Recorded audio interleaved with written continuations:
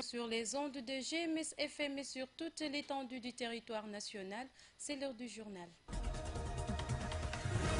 La vétusté des ponts de Diouloulou et Baïla fragilise le sommeil des populations de ces deux localités du département de Bignona.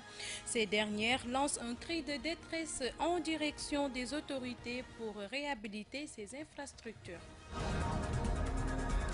Le monde rural s'est joint à la dynamique de prise en charge des droits des enfants. Ce nouvel engagement se traduit par l'organisation de forats pour une adhésion massive à ce noble combat. L'actualité internationale présentée en bref et en images et la revue de presse mettront fin à cette édition présentée par Eva Sagna, mise en onde par Mafou Kouyaté. Bienvenue. Malgré les nombreuses annonces, les travaux de construction des ponts de Baïla et Diouloulou tardent à démarrer. L'état de ces ponts devient de plus en plus inquiétant et pousse les populations à interpeller l'État à nouveau, nous dit Lamine Badiane. Annoncé par le président Macky Sall dans son adresse à la nation du 31 décembre 2015 et inscrit dans l'avis général de passation des marchés de l'Agirut pour la gestion 2016, les travaux de construction des ponts de Baïla et Diouloulou tardent à démarrer. Malankiam, maire de Diouloulou. L'état actuel du pont est désastreux. Nous savons que ça vaut des milliards. Et le gouvernement a recruté un bureau d'études qui est venu travailler avec nous pour que nous puissions voir dans quelle mesure ce pont va être réalisé. Pour ces ponts-là, c'est notre priorité des priorités. Mais jusqu'à présent, on nous dit que les fonds sont disponibles, mais nous ne les voyons pas. Nous ne voyons pas l'entreprise qui vient pour exécuter. Même si l'ossature de ces ouvrages semble encore solide, les parties visibles donnent des sueurs froides aux usagers de la route nationale numéro 5, en plus du fait qu'ils sont trop étroits. C'est un problème pour les populations. Vous voyez, avec le développement de la coopération entre le Sénégal et la Gambie, la réalisation de ces ponts, ce serait quelque chose de bien pour nous, les populations qui habitent dans ce coin. Ça va permettre de désenclaver la Casamance. Nous voulons que ça soit vite fait. Je crois que l'État doit faire tout un effort pour réaliser ces ponts.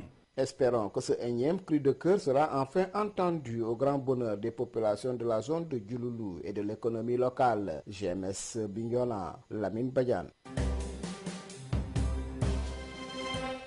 Lamine Badiane. Autre actualité dans cette édition, le bien-être des enfants s'invite dans les débats en milieu rural. Des forats sont organisés dans les villages pour mettre cette couche vulnérable à l'abri de toute forme de violence. Henri Ndeki, coordonnateur de la dynamique de paix, que nous écoutons au micro de Papo Mané. Nous sommes ici aujourd'hui à Agnac Petit avec les communautés, les femmes, les jeunes, les sages, les adultes, les femmes, les jeunes filles, les jeunes, les écoles, des CM et écoles élémentaires, pour discuter sur les attitudes favorables à la protection de l'enfant et aussi de lutter contre les pratiques néfastes que connaissent vraiment les filles ou bien personnellement aussi les jeunes garçons. Donc nous sommes très heureux parce qu'il y a eu une très forte participation puisque celle qui a communiqué, Mme Doumbia, maîtrise bien son sujet et puisque ça a été fait en langue locale, les populations se sont senties dans le profond sentiment pour comprendre vraiment la problématique. Et ça permet vraiment à pouvoir échanger sur, d'abord, de faire l'état des lieux de ce que souffrent les enfants, mais ensuite de formuler des propositions pour protéger ces enfants à l'encontre toutes les formes de violence, mais aussi essayer de voir comment éradiquer, endiguer les pratiques néfastes dans notre société.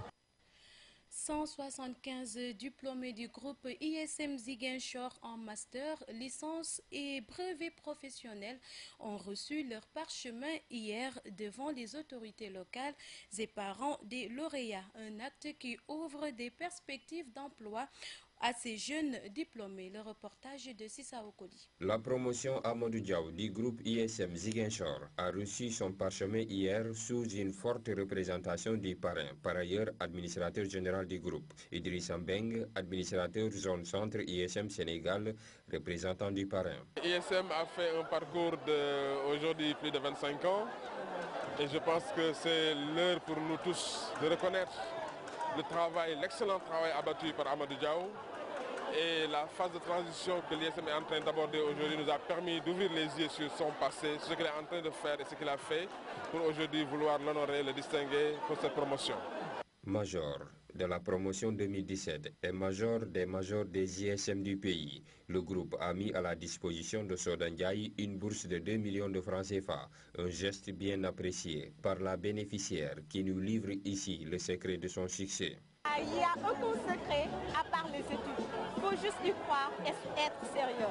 C'est le seul et unique secret. Et je suis vraiment heureux aujourd'hui d'être major de ma promotion. Car le prix que j'ai obtenu aujourd'hui est le prix d'un dur labeur, d'un long travail et vraiment un travail que j'ai fait avec amour, vraiment. Stanislas Manga, directeur zone sud ISM, compte maintenir cette barre de performance à défaut de la relever. Il faut continuer de travailler et redoubler d'efforts dans le travail, aussi bien au niveau des enseignants qu'au niveau du personnel administratif, n'est-ce pas, et qu'au niveau des étudiants eux-mêmes. Chacun maintenant doit considérer ce nouveau titre comme étant un challenge. Après 25 ans d'existence, le groupe ISM compte 2338 diplômés de nationalité sénégalaise et de plusieurs autres, d'où la satisfaction des autorités municipales qui, à travers le premier adjoint au maire, ont émis le vœu d'inscrire cette cérémonie de remise de parchemin de l'ISM dans l'agenda des activités de la commune de Ziguinchor.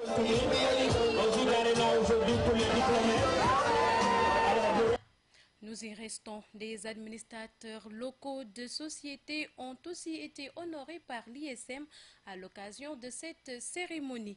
Parmi eux, le président général directeur du groupe Média du Sud, une manière pour cette structure de formation d'encourager les autres fils de la Casamance à suivre le pas en créant d'autres sociétés qui offriront de l'emploi aux jeunes. Badou Camara, représentant du promoteur principal de GMS, que nous écoutons au micro de Sissa Okoli. Un énorme plaisir et un honneur de représenter M. Alassane Sarr, promoteur et administrateur général du groupe Média du Sud, qui ne cesse d'œuvrer pour la promotion de sa ville, de la ville qu'il a vu naître et à laquelle il veut rendre ce que cette ville lui a donné. Il a toujours dit et prôné qu'il veut rendre à cette ville ce qu'elle lui a donné. En quoi faisant? En créant des emplois, des entreprises.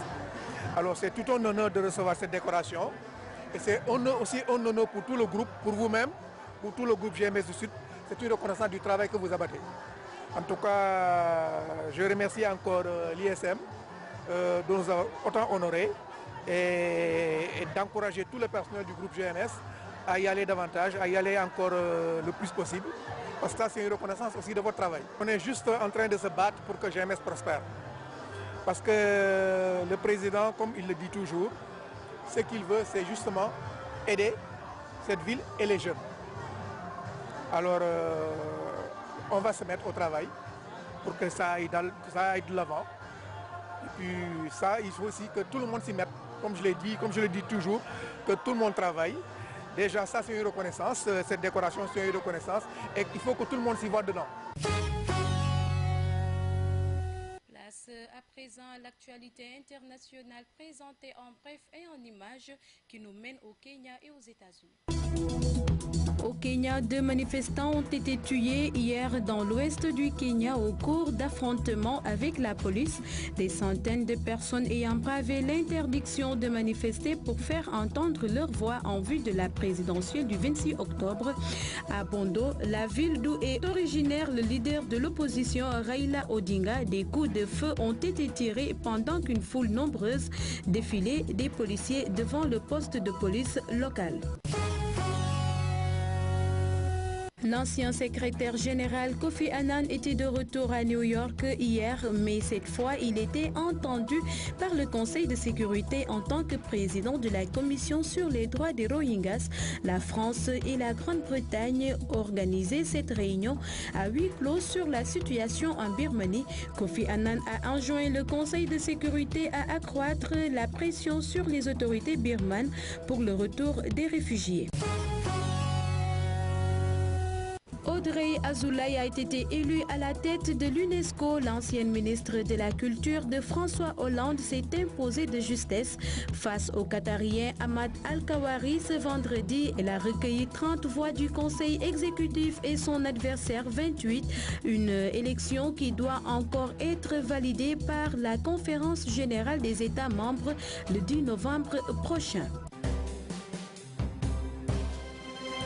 Merci à toute l'équipe technique et rédactionnelle de GMS FM, gms.sn également. À mes auditeurs, nous vous retrouvons demain, même heure, même fréquence, et d'ici là, portez-vous bien, mais restez avec nous car tout se passe ici.